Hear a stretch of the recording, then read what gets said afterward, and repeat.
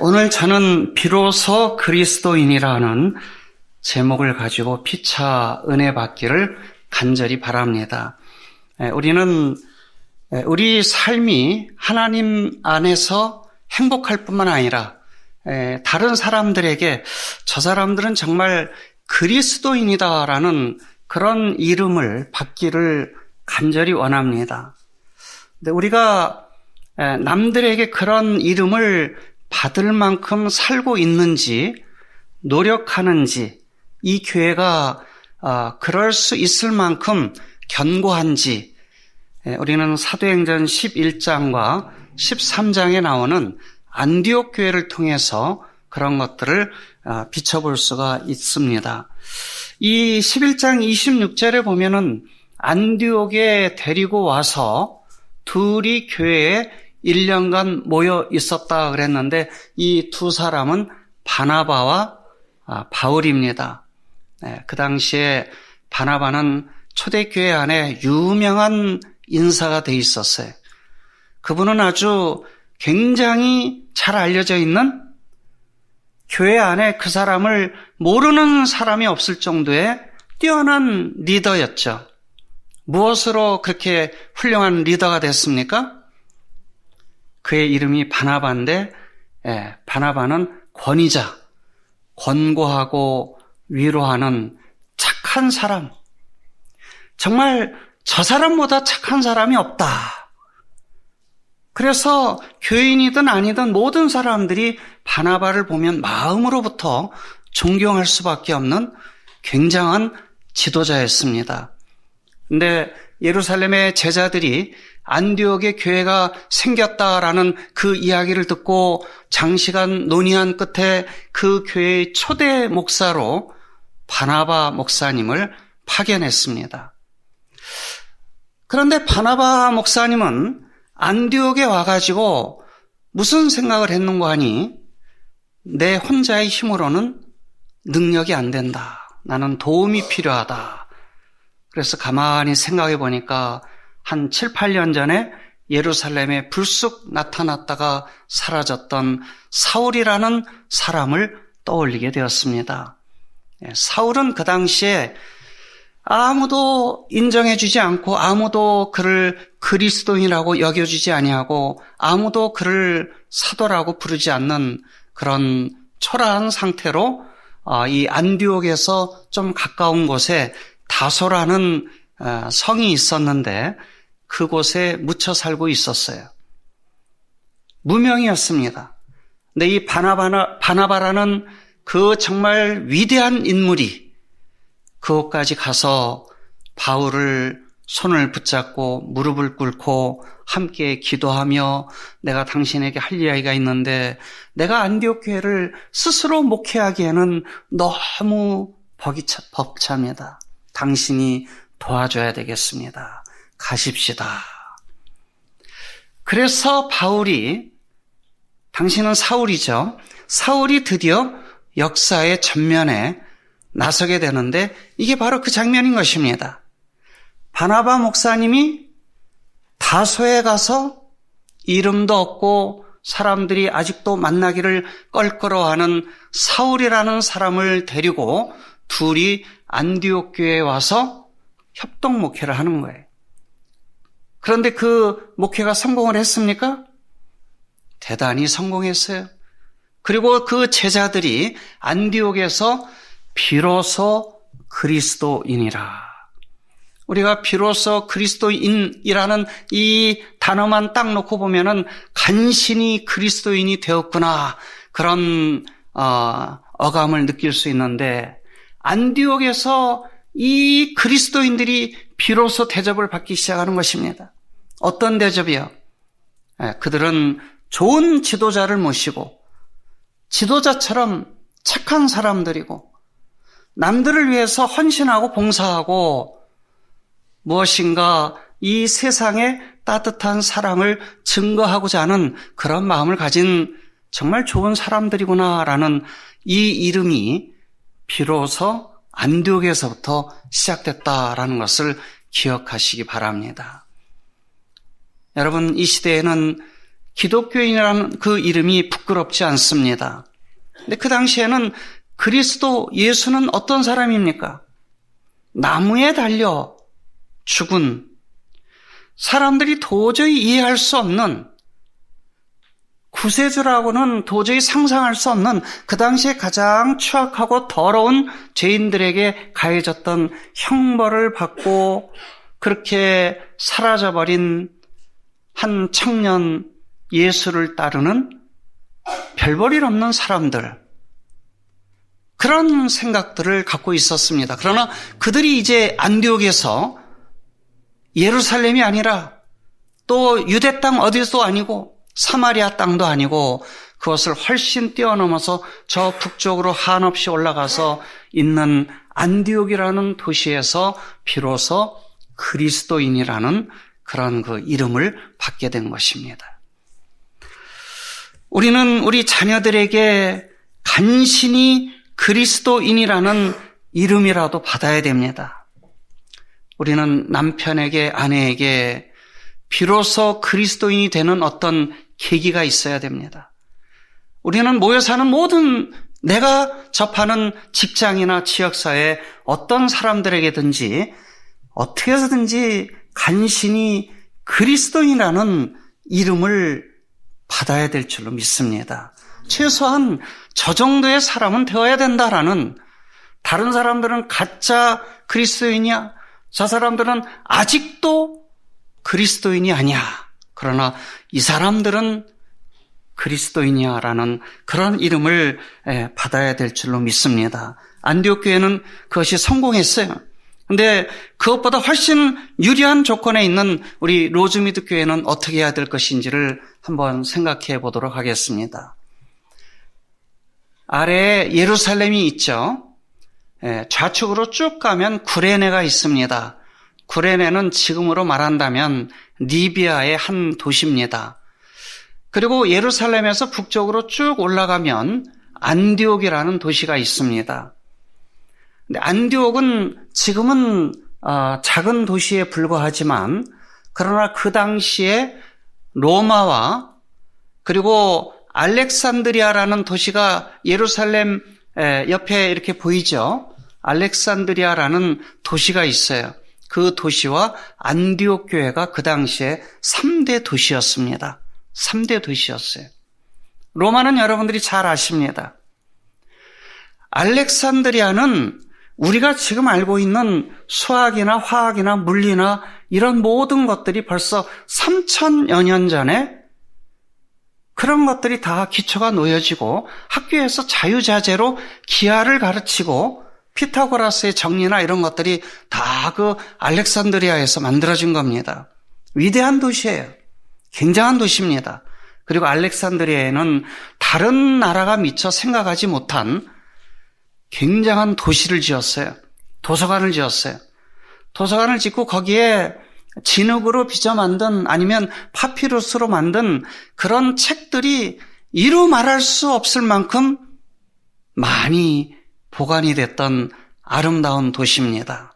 근데 이 알렉산드리아는 나중에 정치적인 목적에 의해서 공격을 받고 완전히 파괴되어 버리는 불행한 모습을 볼 수가 있습니다.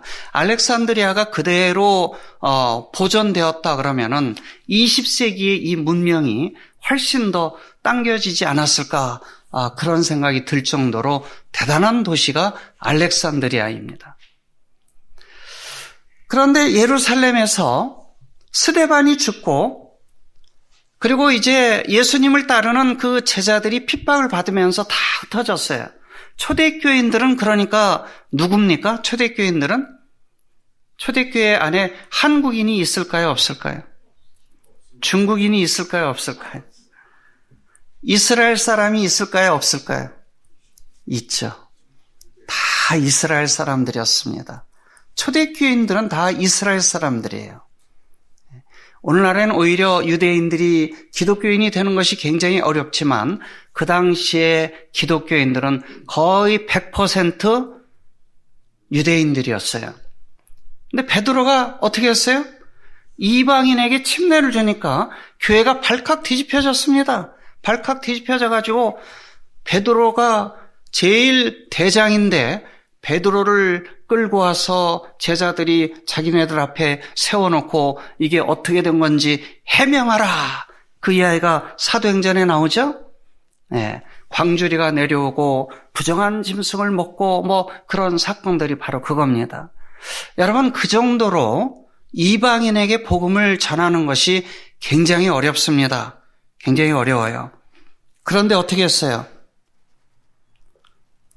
이 유대인들이 스데반이 죽고 또 그 순교 이후에 핍박이 일어났을 때 이 사람들 가운데 많은 사람들이 누구에게 복음을 증거하기 시작했는가 하니 유대인이 아닌 이방인들, 즉 헬라인이나 한국인도 거기 있었다면 분명히 대상이 됐을 것입니다. 왜냐하면 우리는 안디옥 교회에서 그런 모습들을 볼 수가 있기 때문에 그런 것입니다. 이게 지금 남아있는 안디옥 교회의 모습인데, 이 안디옥 교회는 여러분들이 보시는 이 건물 하나 더 높이만큼의 야트막한 산에 있습니다.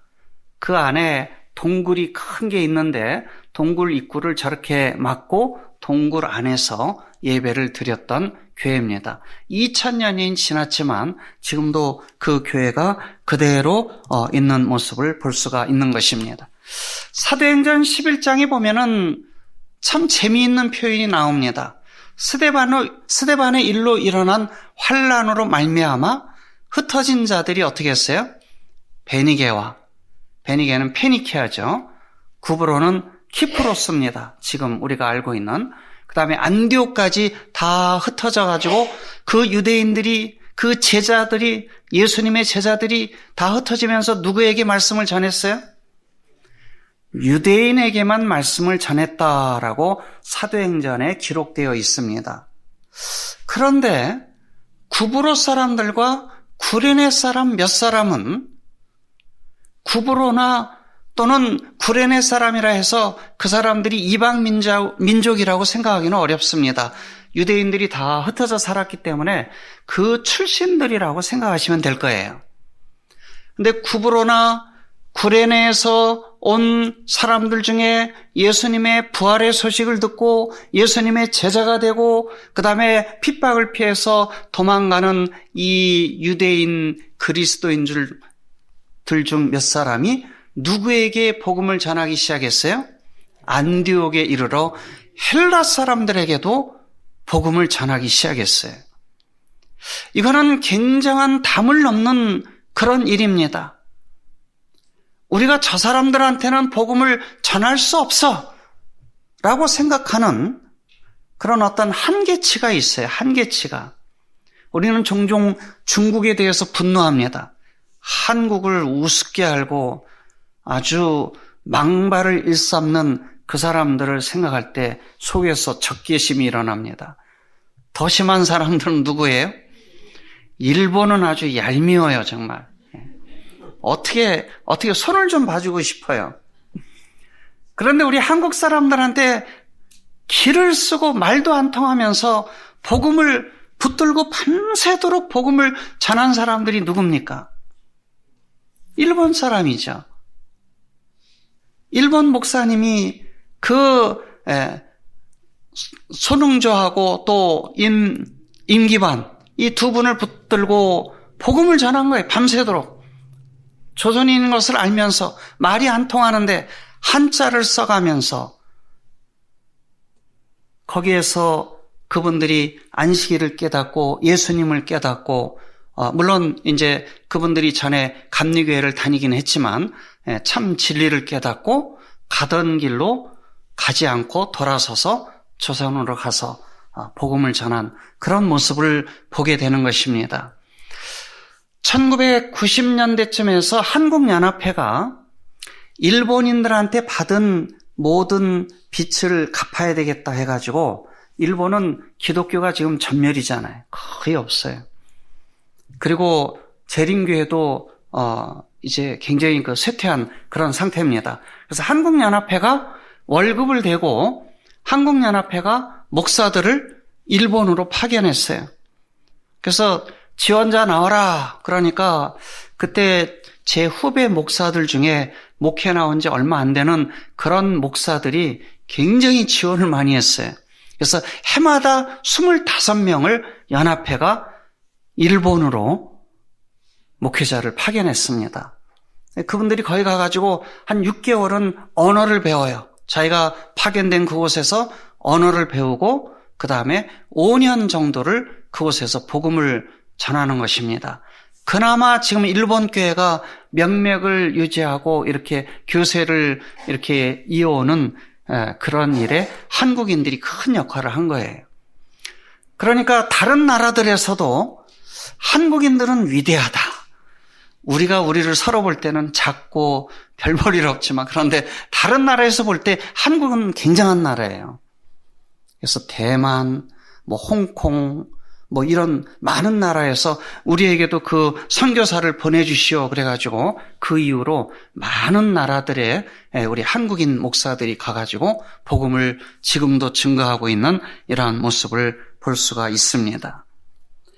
여러분, 우리는 복음을 받아서 그리스도인이 되고 하나님의 자녀가 된 사람들입니다. 그래서 우리가 여러 가지 많은 어떤 적개심이나 또는 불편한 마음이 있다 할지라도 우리가 생각해야 될 것은 누구에게나 어떤 민족에게나 담을 넘어서 예수님을 증거해야 될 그런 책임이 있다는 것을 꼭 기억하시기 바랍니다. 하나님께서 우리에게 주신 복을 나눠주는 것은 정말 우리의 큰 특권이요, 우리의 책임이요, 의무라는 것을 우리가 생각할 필요가 있는 것입니다. 그렇게 해서 헬라 사람들이 복음을 받아들이고 모이기 시작했는데 그 수가 굉장히 많아졌어요. 그래서 그 사람들이 어떻게 했습니까? 예루살렘에 소식을 전하고 우리에게 지도자를 보내주시오. 그래서 아까 말씀드린 대로 바나바가 가서 이제 안디옥 교회를 그렇게 목양하는 아름다운 모습을 볼 수가 있습니다. 이제 저는 두 가지를 통해서 안디옥 교회를 우리가 좀 배우고 안디옥 교회의 훌륭한 점이 이 로즈미드 교회 또 2000년이라는 세월이 지났지만 다시 한번 꽃피게 되기를 간절히 바랍니다. 첫째는 안디옥 교회를 이끌어갔던 지도자들이 참 훌륭한 사람들입니다. 여러분, 어느 교회의 지도자가 누구인가라는 것은 중요할까요? 중요하지 않을까요? 굉장히 중요하죠. 참 중요합니다. 여러분들이 이 교회의 영적인 리더가 되시기를 바랍니다. 여기 그 소개되어 있는 5명의 안디옥 교회의 리더들을 보면은 사실 우리도 그 교회에서 얼마든지 리더가 될 수 있을 만한 그런 사람들이다라는 것을 알 수가 있습니다. 바나바는 아까 말씀드린 대로 무엇으로 지도자가 됐어요? 바나바의 학식이나 이런 것들은 우리가 몰라요. 그러나 그분은 어떤 일을 했는가 하니 예수님이 부활하셨을 때 이분은 정말 그리스도요, 이분이 바로 구세주요, 이분의 모든 말씀들을 온 세상에 전해야 된다라는 불같은 뜨거움을 느끼게 되었습니다. 그래서 이 바나바는 즉시 무슨 일을 했는가 하니 자기의 땅들을 팔아가지고 제자들 앞에 아무 거리낌 없이 그 금화들을 가지고 와서 탁 펼쳐놓으며 이것은 굉장히 급한 일입니다. 너무나 중대한 일이기 때문에 제가 땅을 팔았습니다. 빨리 복음을 증거하는 일에 이 돈을 사용하시기 바랍니다. 초대교회가 선교 자금이 필요할 때 가장 먼저 헌신한 분이 바로 바나바입니다. 그리고 바나바는 그런 것들을 주장하지 않았어요. 미국에도 그런 일들이 얼마든지 있고 어디든지 마찬가지입니다. 교회를 크게 지은 설립자들이 항상 무슨 실수를 합니까?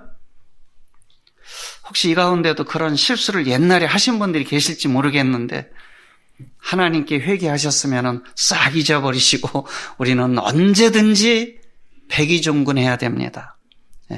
내가 무엇을 했기 때문에 이 생각을 갖는 순간에 우리는 예수님의 제자가 되지 않는 거예요. 그런 사람들이 있으면 교회가 시끄러워지는 겁니다. 그 사람이 떠나가면 교회가 다 죽어버릴 것 같지만 하나님은 그 중에 다시 바나바 같은 사람을 세우시는 겁니다. 바나바는 누구예요? 학력도 몰라요. 바울은 학력이 줄비하게 나옵니다. 최고의 대학을 나오고 누구에게 사사를 받고, 그런데 바나바는 우리가 그런 것들을 모릅니다. 단지 24절에 보면, 11장 24절에 보면 바나바는 착한 사람이요 그랬어요. 이 교회의 지도자는 당연히 착한 사람이 돼야 됩니다. 어떻게 착한 사람이요? 예수님을 따라서 착한 사람이 되는 그런 사람이 리더이면 최고예요.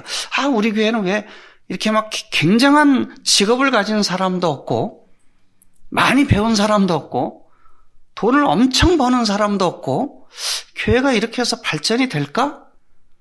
발전이 됩니까? 안 됩니까? 안디옥 교회의 체험이 바로 이 교회의 체험이 되시기를 바랍니다. 인간적인 모든 것들은 아무것도 아닙니다. 정말 착한 사람, 정말 예수님만 믿기로 하는 사람, 자기가 담임 목사지만 그러나 그것을 내세우지 아니하고 쫓아가서 바울을 모셔오고 바울을 더 크게 키우고 나중에는 바울이 하자는 대로 졸졸 쫓아다니는 이런 착한 사람이 있을 때 교회는 크게 발전하는 것입니다.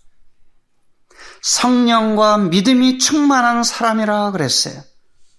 그랬더니 어떻게 됐습니까? 이에 큰 무리가 주께 더하여지더라. 안디옥 교회가 성장하게 된 가장 큰 99%의 비결은 지도자가 한없이 착하고 한없이 유약한 것 같은데 믿음이 있어서 온전히 하나님의 일이라면 그것을 붙들고 누가 욕하든지 누가 뭐라고 하든지 상관하지 아니하고 그 일을 꾸준히 밀고 나간 이 착한 바나바 때문에 그렇게 됐다라는 것을 바울은 아직 거기에서 실력 행사를 하지 못했어요. 착한 사람으로 인해서 그 교회가 크게 발전했다라는 것을 기억하시기 바랍니다. 내가 바나바가 될 수 있습니다. 누가 뭐라 하든 좀 더 착한 모습으로, 좀 더 착한 품성으로, 좀 더 하늘에 가까운 그러한 사람의 모습으로 이 교회의 지도자로 나서는 많은 분들이 생기게 되시기를 간절히 바랍니다. 두 번째로 이름이 나와 있는 이 안디옥 교회의 지도자는 니게르라 하는 시므온이라 그랬어요. 니게르라 하는 시므온. 니게르는 라틴어인데 니그로라는 그런 뜻입니다. 흑인이라는 뜻이에요. 이 시므온이라는 흑인이 있었어요. 여러분 깜짝 놀랄 만한 일 아닙니까? 이방인들이 교회에 들어오기 시작했다라는 것은 우리가 이해할 수 있는데 그렇게 해서 세워진 안디옥이라는 거대한 도시에 세워진 이 큰 교회의 두 번째 지도자가 흑인이었어요. 흑인이었습니다. 제가 캐나다에 있을 때 그 교회가 저희 한국인 교회는 한 150명이 되고 그 다음에 그 본교회는 500명 정도가 되는 그런 교회였어요.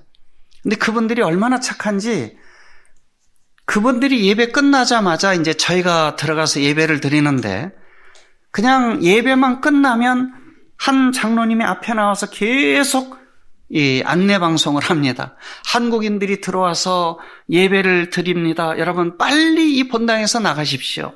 나가십시오. 나가십시오. 다 쫓아내요. 근데 참 제가 부끄러울 때가 있어요. 그 교회가 한 45개 나라에서 온 그런 민족들이 모여서 예배를 드리는데 다 섞여서 예배를 드려요. 근데 어떤 민족은 섞이질 못합니까? 한국인 교회는 섞이질 못해요. 그래가지고 막 합회에다 한국인 목사를 주시오 그래가지고 제가 갔어요 거기. 그리고 이제 이 교회가 커지면서 본당을 써야 되는데 본당이 이제 그 하나밖에 없으니까 그분들이 그렇게 다 물러나 주는 겁니다. 근데 그 교회가 장로를 세우는 걸 보니까 흑인들을 세워요. 20대도 세웁니다. 흑인 여자 장로분이 나오는데 24밖에 안 됐어요. 30도 안 된. 근데 이 장로가 된 사람들을 보면 저는 이제 교회를 일찍 가죠. 보면은 그 아무도 오지 않은 그 교회를 이 젊은 사람들이 얼마나 애를 쓰면서 돌아다니면서 굳은 일을 다 하고, 물론 청소는 청소하는 분들이 다 저거 하지만, 그러나 예배를 위해서 아주 성심성의껏 그렇게 돌보는 청년들이 있었는데, 그 교회는 거리낌 없이 그런 분들을 장로로 세우는 그런 모습을 보게 됩니다. 착한 사람을 장로로 세우면 그 사람이 흑인이든지 나이가 젊든지 인종을 떠나서 우리의 리더가 될 만한 것입니다. 그리고 그런 사람들이 있을 때 교회는 성장해요. 그 비결을 여러분들이 잊지 마시기 바랍니다. 올림픽 교회도 연세들이 많은 분들이 이렇게 계시는데 제가 계속 제안했어요. 제발 젊은 사람 중에 열심히 있고 착한 사람 장로로 세웁시다. 몇 년이 지나서 한 사람 한 사람 그렇게 젊은 사람들을 장로로 세우는데 이 젊은 장로님들이 얼마나 일을 잘하는지 몰라요. 참 열심히 잘합니다. 성심껏 잘합니다. 우리는 인종을 뛰어넘고 또 나이를 뛰어넘어서 우리의 지도자를 모실 줄 알아야 됩니다. 착한 사람을 우리가 따라야 돼요. 신앙에 불붙고 정말 예수님의 말씀대로 살려고 하는 사람들이 우리의 지도자인 것입니다. 많이 배우고 어떤 많은 일들을 이뤘다 해서 지도자가 되는 것이 아니라 우리가 언제나 지도자를 세울 때는 그런 분들을 우리의 지도자로 세우고 그래서 하나님께 진심으로 영광을 돌리는 우리 모두가 되기 위해서 마음을 낮추시는 우리 모든 교우님들이 되시기를 간절히 바랍니다. 세 번째 지도자는 구레네 사람 루기오입니다. 구레네는 아까 그 지도에서 보여드린 것처럼 알렉산드리아를 건너서 저 멀리 더 서쪽으로 가가지고 아프리카 땅에 있는 그런 데서 온 그 루기오입니다. 이분이 유대인인지 아닌지 그런 건 우리가 몰라요. 그러나 구레네 쪽에 많은 유대인들이 흩어져 살았다라는 것은 알 수 있습니다. 그런데 그 지역에 당당한 사람들을 세우는 것이 아니라 그 멀리서 온 그리고 이제 예루살렘에서 핍박이 일어나니까 그것 때문에 쫓겨서 온 어쩌면 난민과 같은 그러한 사람이 안디옥 교회의 지도자가 됐어요. 그리고 네 번째는 헤롯 왕의 젖동생 마나엔이 그 교회의 지도자가 되어 있는 모습을 보게 됩니다. 헤롯 왕의 젖동생이에요.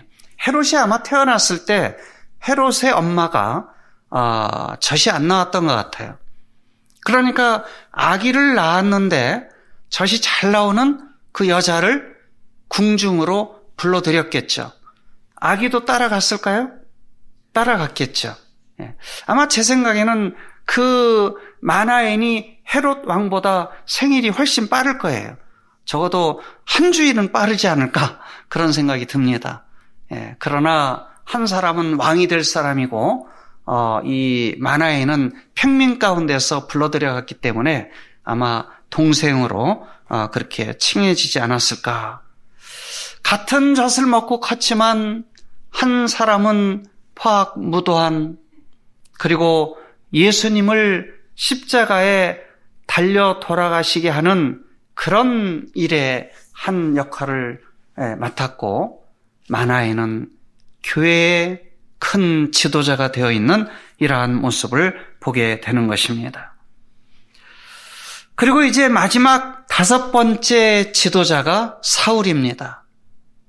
이렇게 해서 이 안디옥에는 정말 바나바를 빼놓고는 우리가 생각할 때 지도자로 그렇게 마땅하지 않은 그런 사람들, 그런 분들이 바로 이 안디옥 교회를 크게 부흥시키는 위대한 지도자로 성장했다라는 것을 보게 됩니다.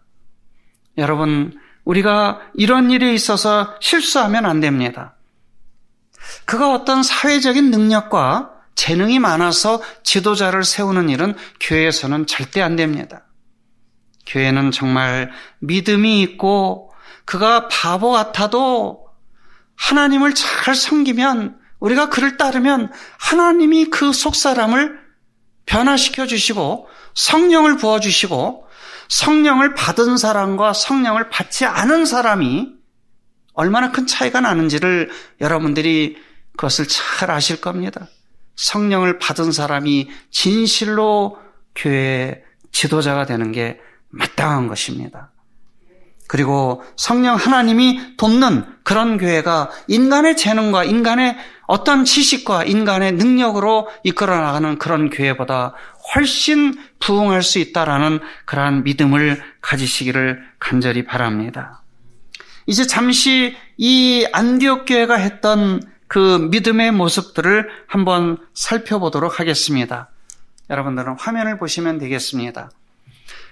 주를 섬겨 그 교회가 무슨 일을 했는가 하니, 금식할 때 성령이 이르시되 내가 불러 시키는 일을 위하여 바나바와 사울을 따로 세우라 하시니, 이에 금식하며 기도하고 두 사람에게 안수하여 보내니라 라고 그렇게 나옵니다.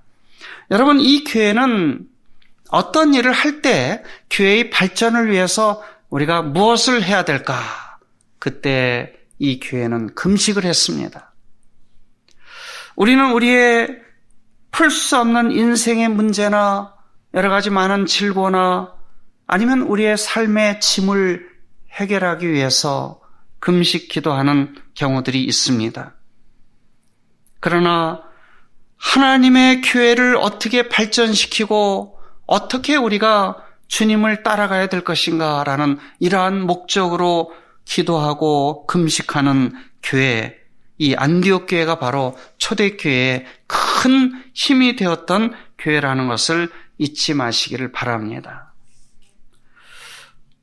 두 번째는 우리가 이 사도행전 11장 26절 처음에 봤던 그 말씀인데, 이 바나바가 어떻게 했는가 하니 이름도 없고 유명하지 않은 사람이지만 그러나 이 교회에 꼭 필요한 인물이다라는 그런 생각이 들었을 때 바나바가 바울을 찾아가서 그를 모시고 왔던 이런 모습을 볼 수가 있습니다. 그래서 둘이 열심히 일했어요. 혼자 일할 때는 힘이 듭니다.